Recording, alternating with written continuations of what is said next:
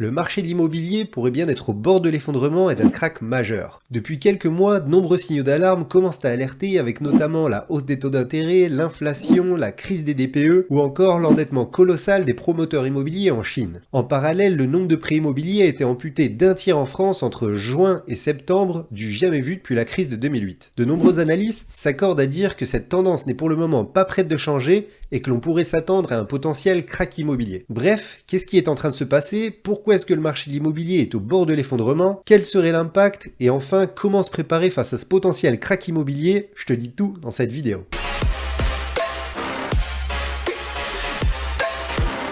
Jamais depuis près de 15 ans, le nombre de prêts immobiliers accordés n'a été aussi bas avec une baisse de 32% en un an selon l'Observatoire Crédit Logement. Les banques refusent de plus en plus de dossiers et les taux sont remontés en flèche. À l'international, la situation est d'autant plus alarmante, notamment aux États-Unis et en Chine. Si l'on commence avec les États-Unis, les taux ont été augmentés de manière assez brutale pour essayer de contrer l'inflation. Pour faire simple, ça veut dire que les banques doivent payer plus cher pour pouvoir prêter de l'argent. Et puisqu'elles doivent payer plus cher, elles doivent vendre les crédits immobiliers aux particuliers plus cher en augmentant les taux d'intérêt. C'est de cette manière qu'une banque se fait de la marge. Les banques aux États-Unis viennent de dépasser 6% d'intérêt sur 30 ans pour la première fois depuis la crise de 2008. Bien sûr, cette hausse a fait baisser mécaniquement les ventes dans ce secteur qui avait affiché une très bonne santé depuis le début de la pandémie. Du côté de la Chine, la situation est encore plus grave puisque les promoteurs sont criblés de dettes et les acheteurs refusent désormais de payer leurs mensualités. On a donc les deux plus grandes puissances économiques mondiales qui commencent à faire face à des difficultés sur le marché de l'immobilier et qui pourraient potentiellement faire face à un krach immobilier majeur. Ces difficultés pourraient s'étendre à l'ensemble de l'économie mondiale et donc l'Europe. C'est d'ailleurs ce qui a commencé à se passer puisque la hausse brutale des taux d'intérêt aux États-Unis a obligé l'Europe à suivre le pas depuis quelques mois. En France, la hausse des taux oblige à acheter plus petit, voire pour beaucoup à renoncer à devenir propriétaire. Comparé aux États-Unis, les taux sont moins impressionnants mais sont tout de même envolés puisqu'on est à 2,15% en moyenne sur 20 ans alors qu'on était à 1% en janvier. Et ce n'est pas fini puisque le gouverneur de la Banque de France a annoncé qu'on pourrait atteindre 3% d'ici la fin de l'année. Mais la hausse du taux d'intérêt n'est pas la seule raison qui explique la chute du nombre de crédits immobiliers. De nombreuses personnes veulent investir mais se voient refuser leur dossier par les banques à cause du taux d'usure. Le taux d'usure, c'est le taux au-delà duquel une banque n'a pas le droit de prêter de l'argent. Il s'agit donc d'un prix plafond imposé aux banques pour protéger les particuliers de taux abusifs. Le problème est que ce taux d'usure, et donc ce prix plafond,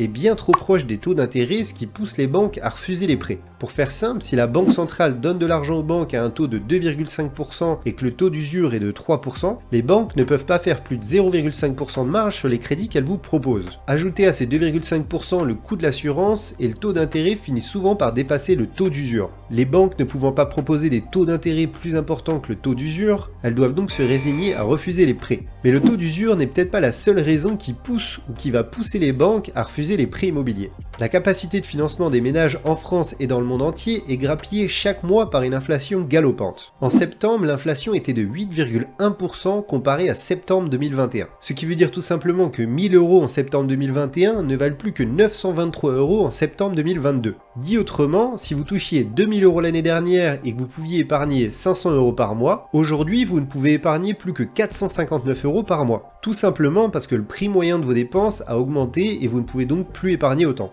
Bref, si les ménages épargnent moins, tôt ou tard, leur capacité d'épargne qui s'est vue réduite se fera ressentir sur le marché de l'immobilier. On a donc en France une demande qui est en zone de forte turbulence à cause d'une hausse des taux d'intérêt, d'un taux d'usure trop faible et d'une capacité de financement de plus en plus réduite à cause de l'inflation. Le problème est que pendant que la demande dans l'immobilier faiblit, l'offre, elle, est en train d'exploser à cause de la crise des DPE, les diagnostics de performance énergétique. Depuis un an maintenant, la loi Climat et Résilience interdit à la location les logements les plus énergivores à partir du 1er janvier 2023. Leurs propriétaires vendent donc en catastrophe leurs biens puisque beaucoup n'ont pas les moyens humains ou financiers pour les rénover à temps. Simplement à titre d'exemple, 31% des appartements parisiens sont classés en G ou F, les pires notes de la DPE. Ça te donne un peu un ordre d'idée de l'ampleur du problème.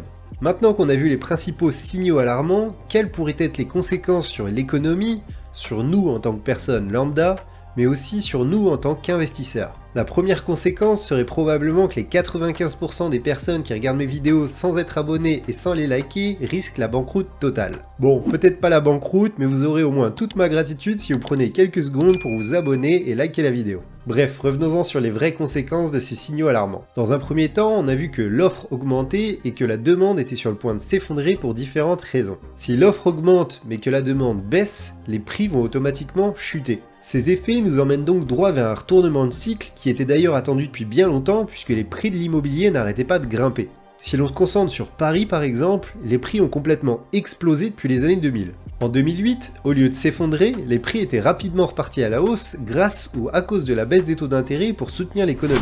Mais depuis quelques mois, on voit que le cycle commence à se retourner et le prix de l'immobilier à Paris vient même de repasser sous la barre symbolique des 10 000 € par mètre carré. Une baisse des prix, si elle est contrôlée, pourrait être une bonne nouvelle pour l'économie puisque depuis des années, les prix ont explosé de manière déraisonnée. Mais si les prix s'effondrent de manière brutale et incontrôlée, un krach immobilier majeur pourrait survenir, se propageant dans toute l'économie comme en 2008. Et le problème, c'est que cette chute pourrait bien être plus brutale que contrôlée, puisqu'au niveau international, la baisse des prix commence déjà à se faire ressentir avec par exemple un effondrement des prix à Pékin. À Londres, on commence aussi à ressentir des tensions sur le marché de l'immobilier. Aux États-Unis, même discours avec des taux d'intérêt qui dépassent les 6%, mais aussi en Espagne où les prix de l'immobilier ont atteint les prix très élevés d'avant-crise. Et si je prends un dernier exemple avec la Suède puisque j'y vis, les prix ont déjà chuté de 6% depuis le début de l'année, alors que les prix avaient atteint des sommets historiques en fin d'année dernière. Bref, il ne s'agit pas d'un problème local, mais bien d'un problème mondial qui pourrait engendrer une réaction en chaîne et se propager à toute l'économie. Pour certains, l'année 2023 fait l'objet d'un crash test de l'économie mondiale, puisque l'on fait face à une situation sans précédent. Mais alors, comment se comporter face à ce potentiel krach immobilier? Eh bien, si vous voulez acheter un bien immobilier, mieux vaut peut-être attendre quelques mois pour laisser passer la tempête et voir ce qu'il en est. Vous pourriez peut-être profiter de prix cassés et de superbes opportunités. Si vous êtes propriétaire comme moi, mieux vaut peut-être prévoir de garder son bien encore quelques années. Si une crise survient, les prix finiront sûrement par remonter et à ce moment-là, il sera sûrement plus intéressant de revendre. Et si vous cherchez à faire de l'investissement locatif, il est peut-être risqué d'acheter un bien en ce moment. Encore une fois, mieux vaut peut-être attendre ou alors d'investir de manière fractionnée sur un ensemble de biens pour réduire vos risques. Personnellement, c'est ce que je fais sur Brix. Mais étant donné l'incertitude de la situation,